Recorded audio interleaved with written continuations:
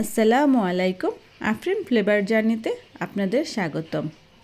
আমি আফরিন নিয়ে এসেছি আপনাদের জন্য দারুণ মজাদার একটা রেসিপি।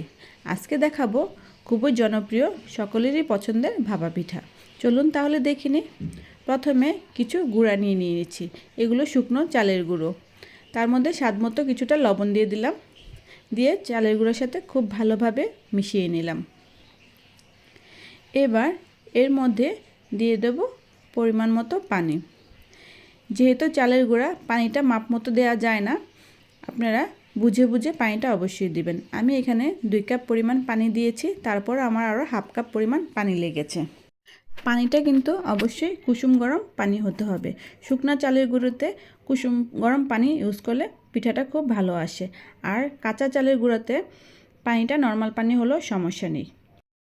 আমি এখানে 1 কেজি পরিমাণ শুকনো চালের গুঁড়ো নিয়ে নিয়েছি, তার মধ্যে আমার প্রায় 2.5 কাপের মতন পানি লেগেছে। আপনারা পানিটা দেওয়ার সময় অবশ্যই একটু বুঝে বুঝে দিবেন। যতক্ষণ না পর্যন্ত গুঁড়োটা খুব সুন্দরভাবে সফট হয়, ততক্ষণ পর্যন্ত এটা অল্প অল্প পানি দিয়ে ভালোভাবে মাখাতে থাকবেন। যখন দেখবেন ঝুরঝুরে, মুট করলে দলা পেকে যায়, আবার ছেড়ে দিলে ঝুরঝুরে হয়ে যায়, তখনই বুঝবেন যে এটা পিঠার জন্য একদম রেডি।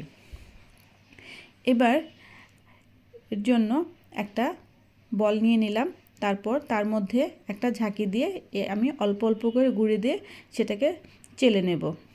আপনারা এখানে এই ঝাঁকির বদলে স্ট্রেনার অথবা যে কোনো নেট দিয়েও এই কাজটা করতে পারেন। গুঁড়াটা সুন্দরভাবে ঝুরঝুরে করে নামাতে হবে, এটা কিন্তু কোনোভাবে স্কিপ করা যাবে না। পিঠা বানাতে গেলে এটা খুবই প্রয়োজন।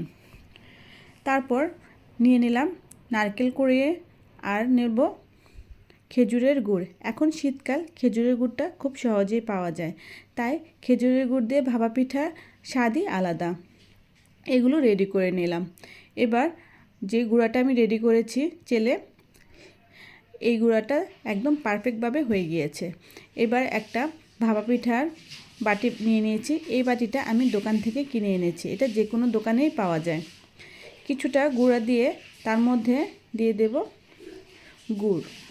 গুড় আপনারা আপনাদের স্বাদ অনুযায়ী বাড়িয়ে কমিয়ে নেবেন। যারা বেশি মিষ্টি খেতে পছন্দ করেন তারা বেশি করে দিবেন, যারা কম মিষ্টি খেতে পছন্দ করেন তারা একটু কমিয়ে দিবেন। আর উপরে দিয়ে দেব একটা নারকেলের লেয়ার। তারপর রেডি করা গুঁড়িগুলো উপরে আবার একটা লেয়ার দিয়ে দেব। এটা দেওয়ার সময় খুব বেশি চাপাচাপি করা যাবে না, আলতো হাতেই কাজটা করে নিতে হবে। তারপর একটা নেট দিয়ে খুব সুন্দরভাবে এটাকে আমি পেঁচিয়ে নেব।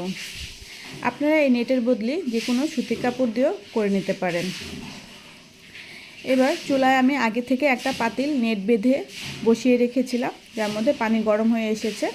ফুটন্ত গরম পানিতে যে ভাপটা আসবে সেই ভাপ দিয়ে এই পিঠাটা আমরা সিদ্ধ করে নেব। এবার এটাকে ঢেকে দেব। অল্প সময়ে কিন্তু এই পিঠাটা রেডি হয়ে যায়, বেশি সময় একদমই লাগে না। আমরা বাইরে অস্বাস্থ্যকর পরিবেশ থেকে এই পিঠা কিনে খাই, অথচ একটু কষ্ট করলেই কিন্তু বাসায় মজাদার এই পিঠাটা বানিয়ে খাওয়া যায়। এই পিঠাটা বানাতে বেশি কিন্তু ঝামেলা নেই। এই তো দেখেছেন, মাত্র 2 থেকে 3 মিনিট সময়ের মধ্যে আমার একটা পিঠা হয়ে গিয়েছে। দেখেছেন কত অল্প সময়ে পিঠাটা রেডি হয়ে গেল। এভাবে বাকি পিঠাগুলো আমি সুন্দরভাবে বানিয়ে নিয়েছি। শীতের সকালবেলা এরকম ধোয়া ওঠা পিঠা খেতে খুবই ভালো লাগে। আমরা ছোটোবেলায় অনেক খেয়েছি, এখন বড় হয়ে নিজেরা বানিয়েই খাই। এভাবে পিঠা বানিয়ে সকালের নাস্তায় অথবা বিকালের নাস্তা বানিয়ে দেওয়া যায়। এটা সকলেই খেতে খুবই পছন্দ করবে। ভাপা পিঠা খেতে পছন্দ করে না এমন মানুষ খুবই কমই আছে। ভিডিওটা কেমন লেগেছে কমেন্ট করে জানাবেন। কে কোথা থেকে আমার ভিডিওটা দেখছেন আমাকে কিন্তু জানাবেন, যেন আমি আপনাদের কমেন্টের উত্তর দিতে পারি। যারা নতুন রাঁধুনি তারা কিন্তু অবশ্যই ভিডিওটা ভালোভাবে লক্ষ্য করবেন। প্রতিটা স্টেপ ফলো করলেই আপনি কিন্তু খুব অল্প সময়ে এত সুন্দরভাবে মজাদার এই ভাপা পিঠা তৈরি করতে পারবেন। ভাপা পিঠা বাংলাদেশের সব অঞ্চলেই খুবই বিখ্যাত একটি পিঠা।